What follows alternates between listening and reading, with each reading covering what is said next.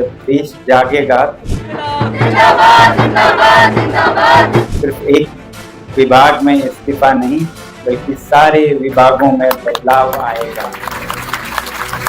दुनिया से अपना हिस्सा मांगेंगे, एक बाग नहीं, एक खेत नहीं, हम सारी दुनिया मांगेंगे। નમસ્કાર દોસ્તો, વિડીયોમાં ફરી એક વખત તમારું સ્વાગત કરું છું। ઉત્તર પ્રદેશના મુખ્યમંત્રી એવું કહે છે કે જ્યારથી ભારતીય જનતા પાર્ટીની સરકાર આવી છે સત્તામાં ત્યારથી મંદિરો અને ધર્મસ્થાનનો ખૂબ વિકાસ થયો છે। क्या बात कर रहे हैं? ખૂબ સારી વાત છે, પણ મારે ઉત્તર પ્રદેશના આ મુખ્યમંત્રીને પૂછવું છે કે ભારત દેશની અંદર જ્યારથી ભારતીય જનતા પાર્ટીની સરકાર આવી છે ત્યાર પછી સ્કૂલોને કેટલી સ્કૂલોને તાળા લાગ્યા એ જરાક જણાવો તમે, એટલે લોકોને ખબર પડે કે અભણ અને અંગૂઠા છાપ લોકો જ્યારે નેતાઓ બની જાય ને ત્યારે સ્કૂલોને તાળા જ લાગે, સ્વાભાવિક છે। વાત તો સહી છે। આજે New Zealand, Australia, Germany, Canada, America આ બધા દેશો ભારત કરતા આગળ છે। એની પાછળનું કારણ આ છે કે ત્યાં લોકો એજ્યુકેશનને વધારે મહત્વ આપે છે અને ભારત દેશની અંદર અંધશ્રદ્ધામાં જીવવાવાળા લોકો છે, એટલે જ તો આ લોકોની સત્તા ચાલે છે। મંદિરોનો વિકાસ કર્યો, ધર્મસ્થાનોનો વિકાસ કર્યો, સ્કૂલો કેટલી બનાવી, યુનિવર્સિટીઓ કેટલી બનાવી, મેડિકલ કોલેજ કેટલી બનાવી તમે લોકોએ, એ જરાક બતાવો તમે। ધર્મસ્થાનોનો વિકાસ કર્યો, મંદિરો બનાવ્યા, સારી વાત છે, નો ડાઉટ, પણ લોકો પાસે રોજગાર નહીં રહે, કોઈ પાસે સારી નોકરી ધંધાઓ નહીં રહે તો શું કરવાનું? તમારા મંદિરની બહાર બેસીને ઘંટા વગાડવાના કે પછી કટોરા લઈને બેસવાનું? દોસ્તો, મારે વાત કરવી છે, વિડીયો બરાબર ધ્યાનથી સાંભળજો। છેલ્લા 18 દિવસથી દિલ્હીની અંદર જંતર મંતર ઉપર સોનમ વાંગચુક જેવા વ્યક્તિ ઉપવાસ ઉપર બેઠા છે। કોકરોચ જનતા પાર્ટી દ્વારા સમર્થન મળી રહ્યું છે એમને, ત્યારે આજે કોઈ ગોદી મીડિયા કે પાપાની પરીઓ આ સોનમ વાંગચુકનું કવરેજ લેવા નથી જતી, કારણ કે ઉપરથી ઓર્ડર છે। જે તે સમયે અન્ના હજારે જ્યારે બેઠા હતા જંતર મંતર ઉપર ઉપવાસ ઉપર, ત્યારે ગોદી મીડિયાવાળા એટલા બધા તૂટી પડતા હતા। આજે સોનમ વાંગચુક 18 દિવસથી ઉપવાસ ઉપર બેઠા છે। શા માટે બેઠા છે ખબર છે તમને લોકોને? મને એમ છે ગુજરાતની અંદર તો ઘણા બધા લોકોને ખબર નહીં હોય કે આ સોનમ વાંગચુક ઉપવાસ ઉપર શું કામ બેઠા છે। જે રીતે ભારત દેશની અંદર એક પછી એક પરીક્ષાના જે પેપરો ફૂટે છે ને, એ પેપરો ફૂટે છે અને શિક્ષણ મંત્રી કશું કરી નથી શકતા, તો આ શિક્ષણ મંત્રીના રાજીનામાની માંગ સાથે આ લોકો ધરણા પ્રદર્શન ઉપર બેઠા છે। પણ એટલે વાત અટકતી નથી દોસ્તો। શિક્ષણ મંત્રી રાજીનામું આપી દે તો ભારત દેશનું ભલું થઈ જશે, વાત એટલે અટકતી નથી, સમજો તમે લોકો।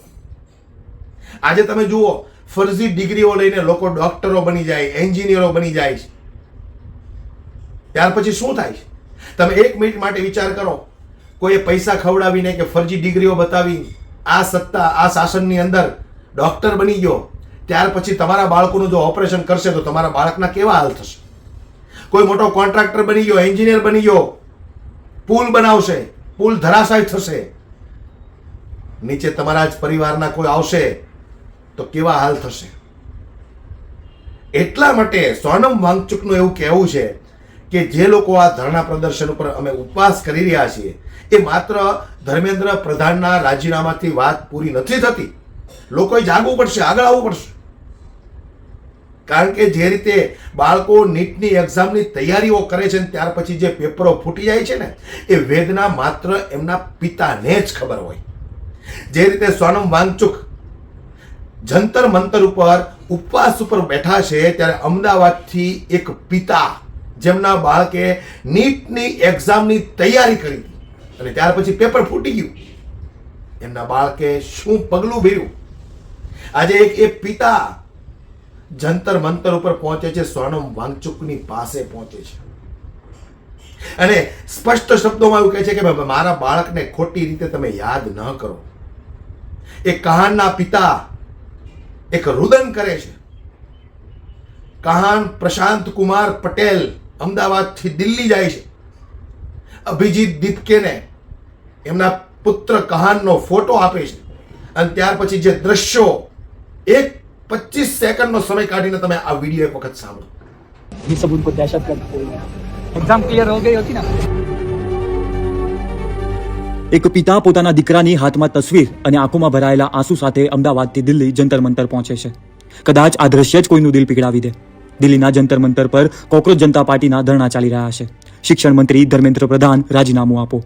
જ્યારે સૌ પોતાની માંગણીઓ લઈને ઊભા હતા ત્યારે અમદાવાદના કાહન પટેલના પિતા માત્ર એક જ અરજ લઈને પહોંચ્યા હતા, મારા દીકરાને સમજો અને તેને ખોટી રીતે યાદ ન કરો.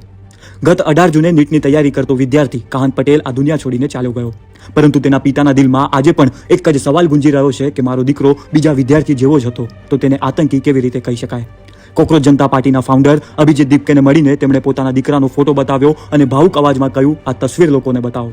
આ જ કહાન છે તેજસ્વી વિદ્યાર્થી અને ટોપર. આટલું કહેતા જ અભિજીત દીપકે એ તસવીર હાથમાં લે છે અને બધાને બતાવે છે. ત્યારે પિતાનું બોલેલું અધૂરું વાક્ય કે જો મારા દીકરાની પરીક્ષા ક્લિયર થઈ ગઈ હોત તો. આટલું બોલતા જ એ ચૂપ થઈ જાય છે અને આગળ બોલી શકતા નથી. શું એક પિતાના આંસુઓને ક્યારે ન્યાય મળશે? કોણ આપશે એમને આ જવાબ? કારણ કે દુનિયાનું સૌથી મોટું દુઃખ એક પિતા માટે હોય તો તે પોતાના સંતાનને ગુમાવવાનું હોય છે. આ સાંભળ્યા પછી તમને એવું એક મિનિટ માટે થાય ખરું કે આ કહાનની બદલે આપણું બાળક હોય તો આપણી શું વેદના હોય, આપણી શું પીડા હોય? દોસ્તો, ભારતીય જનતા પાર્ટીના શાસનની અંદર અસંખ્ય વખત પેપરો ફૂટી જાય છે. પેપર ફૂટ્યા પછી જેની લાયકાત નથી એવા લોકો ડોક્ટર, એન્જિનિયરો બની જાય અને ત્યાર પછી એમને આ સત્તાની અંદર કામો મળે તો એ કેવા કામો કરશે? તમે ક્યારેય એક મિનિટ માટે વિચાર કરો છો? આ મોટા મોટા પુલો જે ધરાશાય થઈ જાય છે, શું એ એન્જિનિયરો, કોન્ટ્રાક્ટરોને નહીં ખબર હોય કે આ પુલ આપણે આવો બનાવશું તો આટલો સમય ચાલશે, આની અંદર આટલું મટીરિયલ નાખશું તો આટલો સમય ચાલશે? પણ કંઈક ને કંઈક એ લોકોએ ફરજી ડિગ્રીઓ મૂકી અને કોન્ટ્રાક્ટરો બની ગયા હોય, ડોક્ટરો બની ગયા હોય છે. ડોક્ટરના પણ એવા ઘણા બધા કિસ્સાઓ સામે આવે છે કે ઓપરેશન દરમિયાન એ વ્યક્તિનું મૃત્યુ થઈ ગયું, ડોક્ટર કશું ન કરી શક્યો કે હવે ડોક્ટરની આ બેદરકારીના કારણે આ દર્દીનું મૃત્યુ થયું. આવા ઘણા બધા કિસ્સાઓ આપણે જોઈએ છે. તો એ બધા ડોક્ટરો, એન્જિનિયરો ક્યાંથી બને છે? ફરજી ડિગ્રીઓ લઈને, પૈસાઓ ખવડાવીને. તો સારા લોકો જે છે એ પેપર ફૂટી જાય છે ત્યારે શું કરે છે? એમની પાસે દોસ્તો આત્મહત્યા કરવા સિવાય બીજો કોઈ રસ્તો નથી. વર્ષોની મહેનત ઉપર જ્યારે પાણી ફરી જાય ત્યારે આ માસૂમ બાળકો જે આત્મહત્યા કરી લે છે ને, અને આ જાડી ચામડીના નેતાઓના પેટનું પાણી નથી હલતું. અને પેલો યોગી આદિત્યનાથ એવું કહે છે કે ભાઈ ભાજપની સરકાર આવ્યા પછી ભારત દેશની અંદર મંદિરો અને ધર્મસ્થાનનો વિકાસ થયો છે. એજ્યુકેશનની ક્યારેક તો વાત કરો અભણ નેતાઓ, એજ્યુકેશનની ક્યારેક તો વાત કરો. આજે ભારત દેશ એક એવો દેશ છે કે લોકો એવા સપના જોયા હતા કે વિદેશથી લોકો અહીંયા આવે, પણ આજે ભારત દેશની અંદર જે સ્ટુડન્ટો સારામાં સારું ભણવા માંગે છે ને એને વિદેશ જવું પડે છે. કારણ કે આ બધું તમારા પાપને કારણે થઈ રહ્યું છે. પેપરો ફૂટે છે, સ્કૂલોને તાળા લાગે છે અને તમે છાતી ફૂલાવીને એમ કહો છો કે ભારત દેશની અંદર મંદિરો અને ધર્મસ્થાન વધારે વિકસિત થયા છે. શું કરવાનું? શું કરવાનું? આજે કોઈ બાળકને ભણવું છે, ડોક્ટર, એન્જિનિયર બનવું છે તો શું કરવાનું?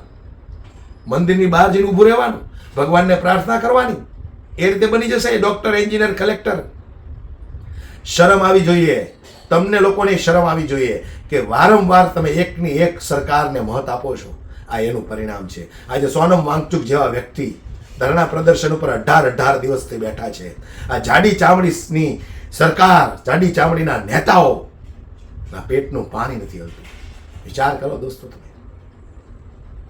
સોનમ વાંગચુક જેવા વ્યક્તિને મરવા ન દેશો, કારણ કે આવા વ્યક્તિઓ દેશની અંદર ક્યારેક ક્યારેક જ જન્મ લે છે. એટલું યાદ રાખજો તમે. ખેર, જે હોય તે અમારા આટલા ભાષણોથી પણ જો તમને કશો ફરક ન પડતો હોય તો શું કરવાનું? આ અભણ અને અંગૂઠા છાપ સરકારને વારંવાર વોટ આપીને સત્તામાં બેસાડતા રહેશો તો પરિણામ તો કંઈક આવું જ આવવાનું છે. વિડીયો બાબતે તમારું શું કહેવું છે અને કોમેન્ટ બોક્સમાં જરૂરથી જણાવજો. જય હિન્દ, જય ગરવી ગુજરાત.